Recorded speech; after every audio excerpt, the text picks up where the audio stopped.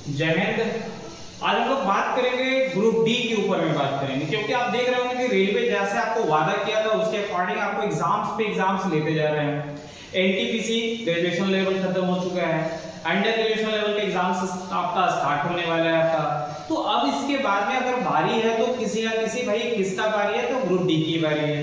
तो आप लोग सारे लोग अब तैयार हो जाइए। ग्रुप डी वाले जितने भी आपके स्टूडेंट हैं सारे लोग अपने प्रिपरेशन से एकदम दुगुना तिगुना चार गुना। आपको लगता है कि सर 2025 में अपने को जॉब लेना चाहिए, 2025 से 26 के बीच में अपनी ज्वाइनिंग लेटर आए, तो ग्रुप डी अगर आपके मन में है कि सर मेरे को किसी ना किसी जॉब में जाना है और आप ग्रुप डी में या किसी भी जॉब में जाने के लिए आप तत्पर है, तो आपको तैयारी आज से कर देनी पड़ेगी। क्योंकि रेलवे हर एक बार अपने वादे के अकॉर्डिंग आपको जो बोल रहा था उससे आगे पीछे थोड़ा सा चल रहा है। और उसके बाद देखिएगा कि रेलवे की अगर कोई बारी है तो ग्रुप डी की बारी है। अब जैसे एनटीपीसी अगर अंडर ग्रेजुएट लेवल का एग्जाम्स खत्म होगा, वैसे ही आपको देखिएगा शॉर्ट नोटिस में आपको ग्रुप डी मिल जाएगा। और ग्रुप डी की संभावना एग्जाम्स में है तो अक्टूबर में आपकी एग्जाम्स करवा ली जाएगी। तो आप अभी से एकदम तैयार हो जाए कि करना क्या है सर मेरे को। तो सबसे पहले हम बात करेंगे ग्रुप डी में आज की प्लानिंग क्या होगा, हम करेंगे कैसे, क्या करेंगे अपने पास में सिलेक्शन हो जाए, 32,000 पोस्ट में से एक पोस्ट आपका हो, तो ये प्लानिंग। और आपको एकदम कुछ नहीं, बस बेसिकली आज से एकदम कंटिन्यूटी 4 से 5 घंटे अपने घर पे पढ़िए, सबसे दो आपका रिश्ता नाता तोड़िए, उसी तरह से पढ़ाई पर ध्यान दीजिए। देखिए क्या होता है। तो रेलवे आपका आरआरबी आपका ग्रुप डी 2025 आपकी वैकेंसी आई थी 2024 में, ये आपका 25 नहीं 2024 की वैकेंसी थी आपका, और ये 2024 में ये वैकेंसी आई थी। और इसका टोटल पोस्ट आपको दिया गया था 32,438 पोस्ट दिया गया था। आप लोग बात ऐसे सुनने में सर आपका कुछ वैकेंसी बढ़ सकता है, बढ़ जाए तो बेहतर है, नहीं भी बढ़े तो बेहतर है, कोई दिक्कत नहीं है। आपको एक सीट के लिए लड़ाई करना, आपको एक सीट में आपको एक सीट आपको मिलना चाहिए और उससे ज्यादा कुछ भी नहीं। अगर आपको सीट अगर रेलवे के द्वारा बढ़ा दिया जाता है बोर्ड के द्वारा, तो आप लोग के लिए बेस्ट है। और हम चाहेंगे कि भाई रेलवे सीट बढ़ाए, क्योंकि इतने सारे एग्जाम्स के बाद, इतने दिन के बाद अगर रेलवे ग्रुप डी एग्जाम्स लेता है और मात्र 32,000 लेकर के आता है, तो ये कुछ भी नहीं है। कम से कम लगभग आपका 1 लाख की वैकेंसी होनी चाहिए थी। अगर नहीं हो तो कम से कम इसको बढ़ा करके 2 गुना, कम से कम आपका 60-70 हजार की वैकेंसी तो होनी ही चाहिए। अगर बढ़े तो ठीक है, अगर नहीं बढ़ता तब पर भी आपको तैयारी करना पड़ेगा, क्योंकि ग्रेजुएशन लेवल पर तैयारी किया कि भाई उसी पे एग्जाम्स करवा लेगा, अंडर ग्रेजुएट लेवल उसी के एग्जाम्स करवाया जा रहा है। तो अगर ग्रुप डी बढ़ जाता है तो बेस्ट है, और अगर नहीं भी बढ़ता तो आप अपनी तैयारी करते रहें, कि उस दिन पछताने से बेहतर है कि आज हम लोग अपनी तैयारी कर लें। तो ये आपका 32,438 पोस्ट के लिए आपका एप्लीकेशन मांगा गया था, और सारे बच्चे ने इसमें फॉर्म लिया। इतना बढ़िया तगड़ा फॉर्म भरा कि भाई 1.5 करोड़ के लगभग में आपका फॉर्म चला गया, 1 करोड़ से प्लस आपका फॉर्म जाना। अब ये समझिए कि भारत में किस हिसाब से बेरोजगारी है और युवा किस हिसाब से आपको रेलवे की ओर में जाना चाहते हैं या किसी भी वैकेंसी की ओर जाना चाहता है, और खास करके रेलवे की ओर जाना चाहते हैं, क्योंकि रेलवे में 10th प्लस, और यहाँ पे खास करके बात है कि भाई इसमें इंग्लिश नहीं पूछी जाती है। तो एक बड़ा सा नेटवर्क आपका रेलवे है जैसा एग्जाम्स लेता है, लेकिन एग्जाम्स काफी दिन के बाद करवाया जा रहा है। रेलवे का थोड़ा सा यहाँ पे मिसअंडरस्टैंडिंग है। रेलवे कुछ करे या ना करे, हर एक साल की नोटिस जारी करे, हर एक साल एग्जाम्स ले, लेकिन कुछ ना कुछ हर एक साल एग्जाम्स लेते रहे। ये रेलवे से हम लोगों की मांग तो हमेशा रही है, आप लोगों का भी मांग रहा है। तो यहाँ से देखिएगा 32,000 की आपका पोस्ट है, ये फॉर्म हम लोग डाल चुके हैं भाई। तो ये 2025 में, ये जनवरी से आपका 23 जनवरी 2025 में ये फॉर्म स्टार्ट हुआ था, और 22 फरवरी 2025 तक इसका फॉर्म फिलअप करने की तिथि थी। आप लोग सारे लोग फॉर्म भर दिए। इसकी जो आपका इनिशियल पेमेंट है आपके पास में, इनिशियल पे है आपका 1800 ग्रेड, 1800 यानी कि 18,000 पर मंथ का आपका इनिशियल पेमेंट है आपके पास में।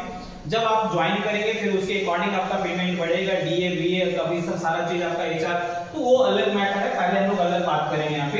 इसे पढ़ना क्या है, सबसे मस्त इंपॉर्टेंट वाली बात है कि जितने भी स्टूडेंट है करना क्या है। तो सबसे पहली बात है कि हम लोग आज के बाद में यहाँ पे आज से यही काम करना है। तो सिलेबस देखिएगा, एग्जाम्स जो पैटर्न है आपके पास में, मैथ्स आपका 25 क्वेश्चन 25 नंबर के लिए है, रीजनिंग भाई आपका 30 क्वेश्चन है 30 नंबर के लिए। इसमें सबसे बड़ी बात है साइंस की बात कर रहा है, बायोलॉजी फिजिक्स केमिस्ट्री, ये 25 क्वेश्चन 25 नंबर के लिए। अगर एग्जाम्स आपको निकालना है तो बस आज के बाद ये 3 ही चीज पढ़े, मैथ्स रीजनिंग जीके जीएस। देखिएगा 80 क्वेश्चन लेके चला जा रहा है भाई। आप किसी एग्जाम्स का कटअप 80 नंबर के करीब में लेके जाना है, तो बस ये 3 चीज पढ़ लीजिए, काम आपका खत्म। मैथ्स एकदम बेसिक रहेगा, बहुत ज्यादा आपका टफ मैथ्स नहीं रहता है। तो मैथ्स में कुछ चैप्टर है जो एकदम इंपॉर्टेंट आपको आना ही आना है। तो हम मैथ्स में आपको हम बता देते हैं कि भाई क्या क्या आपका है। हम इसमें काफी आपका रिसर्च करके आए हैं, आप लोग देखिएगा यहाँ पे। तो आपका पीएल से क्वेश्चन आता है, प्रॉफिट एंड लॉस आपको रहेगा, रेशियो से क्वेश्चन आपको मिल जाने वाला है, तो रेशियो क्वेश्चन रहेगा आपका, परसेंटेज से आपका क्वेश्चन मिल जाएगा, टाइम एंड वर्क से आपका टाइम एंड वर्क का क्वेश्चन यहाँ पे आपको मिलता ही मिलता है आपके पास में। टाइम एंड डिस्टेंस से क्वेश्चन आपको मिलना ही मिलना है, तो टाइम एंड डिस्टेंस से भी क्वेश्चन आप ले लीजिए, टाइम एंड डिस्टेंस। ट्रेन से क्वेश्चन रहेगा, तो ट्रेन से क्वेश्चन आपके पास में, एसआई और सीआई आपके पास में एक क्वेश्चन आप यहां से पकड़ लीजिए, तो एसआई और सीआई। तो जितने चैप्टर हम आपको लिख रहे हैं बस यही आप पढ़िए, इतना एग्जाम्स में आपको आने वाला। तो एसआई सीआई से आपके पास में रहेंगे मेरे बाबू। अगर हम लोग यहां से बात करते हैं तो मिक्सचर एंड एलिगेशन से कभी-कभी आपको एग्जाम्स में क्वेश्चन मिल जाएगा एलिगेशन से। फिर आपको मेंसुरेशन से आप देखेंगे तो मेंसुरेशन में 2D एंड 3D का आपका क्वेश्चन आपको मिलना ही मिलना है, तो 2D और 3D आज से ही पढ़ लो भाई आपके पास में।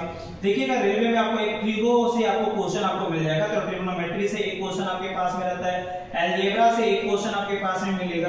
बस आप कुछ ना करें, बस इतना चैप्टर भी अगर आप कर लेते हैं तो 25 में से 20 क्वेश्चन तो आप एकदम बनाने लायक हैं। क्या क्या है भाई आपका, profit and loss, ratio, percentage, time and work, time and distance, train, SI and CI का आपका simple interest and compound interest आपके पास में यहाँ पे मिल जाएगा आपके पास में मेरे बाबू। Alligation, mensuration, 2D and 3D, trigonometry, algebra, ये सारे क्वेश्चन आपको आते हैं। आपको से कभी-कभी देखेंगे ज्योमेट्री से क्वेश्चन आ जाता है। तो अगर हम लोग यहां से अगर बात करते हैं तो ये एग्जाम्स में आपको मिलना एकदम तय है। और ये अगर चैप्टर आज से बहुत 4-5 बार अगर आप पढ़ लेते हैं तो ये 25 में से 20 क्वेश्चन तो आपका एकदम तय है, आना ही आना है। फिर अगर हम लोग बात करते हैं कि अपने पास में सर यहाँ पे रीजनिंग की बात करते हैं, तो रीजनिंग एकदम पूरा छुट करके मेहनत करो। 30 नंबर है मेरे बाबू, 30 नंबर छोटा नहीं होता है। तो 30 नंबर अगर रीजनिंग है तो ये अगर कोई व्यक्ति कहता है कि सर जीए पे मेहनत करें, हम लोग हिस्ट्री पढ़े, ज्योग्राफी पढ़े, उससे बेहतर तो ज्योग्राफी रीजनिंग पढ़ लो। 30 क्वेश्चन आते हैं मेरे, जहां पे बड़ा वॉल्यूम होता है, बड़ा सेक्शन है, उस पे आपको तैयारी करनी चाहिए। तो मैथ्स पे तैयारी करेंगे क्योंकि मैथ्स एकदम आपका बनेगा तो 100%, रीजनिंग बनेगा तो 100%, जीएस पे एकदम मेहनत करो। ये 3 सब्जेक्ट बायोलॉजी, फिजिक्स, केमिस्ट्री, ये एकदम आना ही आना है, ये पढ़ो आपको। तो ये 25 नंबर, 80 नंबर। जो व्यक्ति को लगता है कि सर मेरे को इसी साल जॉब चाहिए, ये 3 सब्जेक्ट पे मेहनत कर लीजिए, फिजिक्स, केमिस्ट्री, बायोलॉजी, रीजनिंग और आपका मैथ्स, बस इतना कर लो, आपका रिजल्ट इसी साल होना तय है भाई, इसी साल ज्वाइनिंग होना तय है। और अगर कोई और करता है सर हमको थोड़ा तैयारी और एक्स्ट्रा करना है तो भाई आपके पास में जीए आ रहा है बाबू आपका 20 नंबर का। तो टोटल 100 क्वेश्चन आपके पास, 100 नंबर, 100 क्वेश्चन आपके पास हो जाएंगे। जीए में क्या क्या आ जाएगा आपके पास में, करंट अफेयर होंगे, हिस्ट्री होंगे, ज्योग्राफी होंगे, भाई आपका पॉलिटी है, इकोनॉमिक्स है, सारा मिलाकर के ये 20 नंबर है। तो बहुत सारा पढ़ेंगे तो 20 नंबर मिलेगा। और ये छोटा छोटा अगर हम लोग देखेंगे तो रीजनिंग 30 नंबर आपके पास में, साइंस 25 नंबर आपके पास में, मैथ्स भी 25 नंबर आपके पास में, और जीएस में सारा मिलाकर के 20 नंबर है। तो आपको देखोगे कि वैल्यूएबल इसमें कौन सी है, तो आप देखेंगे तो वैल्यूएबल चैप्टर में से मेरे पास में तो भाई आपका रीजनिंग 30 नंबर का एक बड़ा सा वॉल्यूम लेके जा रहा है, मैथ्स 25 नंबर आपके पास में, और साइंस से आपका 25 नंबर। ये वैल्यूएबल चैप्टर है, इसको बहुत वैल्यूएबल आपका ये आपके पास में है, तो इसको आपको यहाँ पे जरूर आप इसको पढ़ेंगे। सिलेबस में ये मैथ्स, रीजनिंग दी गई है। और ये आपका जो जीए वाला क्वेश्चन है, फिर इसमें भी थोड़ा वर्क करते हैं। अगर हमको यहाँ से भी 5-7 क्वेश्चन अगर एक्स्ट्रा अगर अपने को बन जाता तो उसमें क्या तकलीफ है भाई, तो यहाँ पे भी हम लोग को मेहनत करते रहना पड़ेगा। टाइम आपका 90 मिनट है, 100 क्वेश्चन है, बहुत है। अगर आपसे आज से अगर 2-2 सेट अगर अभी से लगाते हैं ग्रुप डी मान करके, तो ग्रुप डी में अच्छा खासा टाइम है आपके पास में, टाइम पीरियड बढ़िया है, तो आप इसमें अच्छा खासा पेपर कर सकते हैं, बहुत ज्यादा आपका पास में क्वेश्चन बन जाएगा।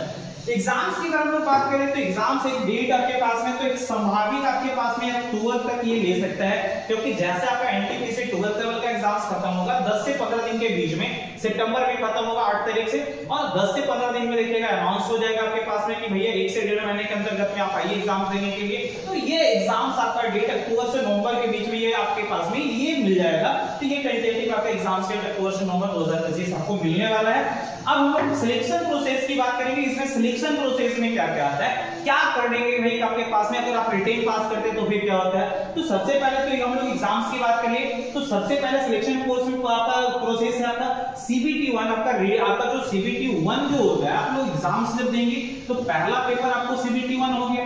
CBT 1 जैसे आप क्लियर करते हैं तो उसके बाद में यहाँ पे आपके पास में PET होता है, फिजिकल एफिशिएंसी टेस्ट। तो इसमें आपको मेल के लिए और फीमेल के लिए अलग अलग 2 कैटेगरी है। तो मेल के लिए आपको 1000 किलोमीटर आपको 1000 मीटर आपके पास में आपको दौड़ने के लिए, और उसमें आपको कुछ वेट है, आपको वेट लेकर के चलना, तो बहुत ज्यादा कुछ है नहीं वो आप देखेंगे। तो जैसे हम लोग प्री निकालेंगे तो फिर आपका फिजिकल है, आपको फिजिकल देना है। फिजिकल देने के बाद आपके पास में वेरिफिकेशन है, आपका डॉक्यूमेंट वेरिफिकेशन होगा आपके पास में, जितना भी आपका टीम पे आप जो उसमें आप जो डालें कौन कौन सा क्वालिफिकेशन डाल के रखे हैं। हो सकता है कि कोई व्यक्ति ग्रेजुएशन तक डाल के रखा होगा, तो उस हिसाब से अपनी क्वालिफिकेशन सारे डॉक्यूमेंट को सबमिट कर लीजिए। सारे डॉक्यूमेंट जहां जहां आपके बहुत सारे लोग अभी स्कूल कॉलेज से नहीं निकाले हैं, तो स्कूल कॉलेज से सारे डॉक्यूमेंट को निकाल करके रख लीजिए अभी, क्योंकि जब लगेगा तो सारा आपको डॉक्यूमेंट वहां पे होना चाहिए वहां पे। इसके वजह से किसी को छाटा नहीं जाता है, आपको सब लोग देखेंगे, डॉक्यूमेंट वगैरह सबको लेके जाना पड़ेगा।